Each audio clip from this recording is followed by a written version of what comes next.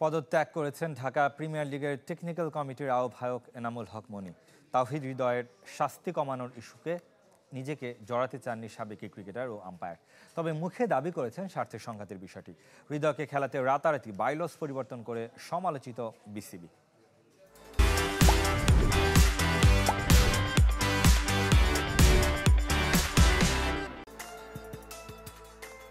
Premier লিগের প্রথম পর্বে এক ম্যাচে 2 দফা লেভেল 2 আচরণবিধি ভঙ্গের জন্য 2 ম্যাচের নিষেধাজ্ঞা ও 7 ডিমেরিট পয়েন্ট শাস্তি পান তাওহিদ হৃদয়।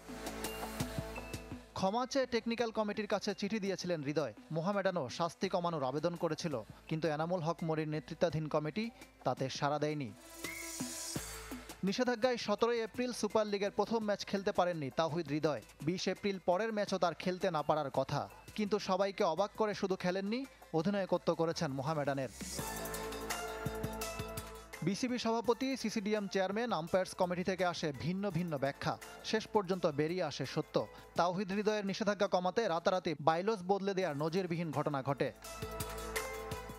ম্যাচের আগের দিন হঠাৎ আম্পায়ার্স কমিটির চেয়ারম্যানের নির্দেশনায় কোড অব কন্ডাক্টের 7.5 ধারা বদলে ফেলা হয়।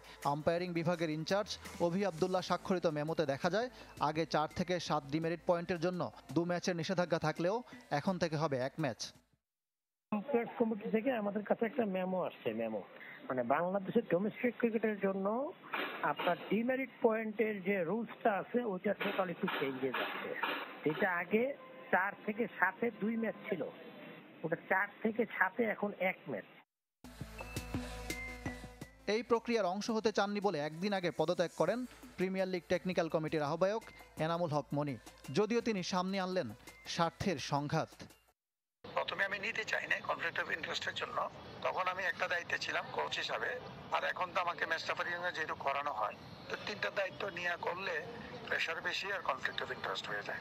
কারণ আমার ম্যাচে আমি ম্যাচ রেফারি, আমি একটা ডিসিশন দিব, আমার কাছে আবার আবেদন করবে টেকনিক্যাল কমিটি, হয়ে গেল না।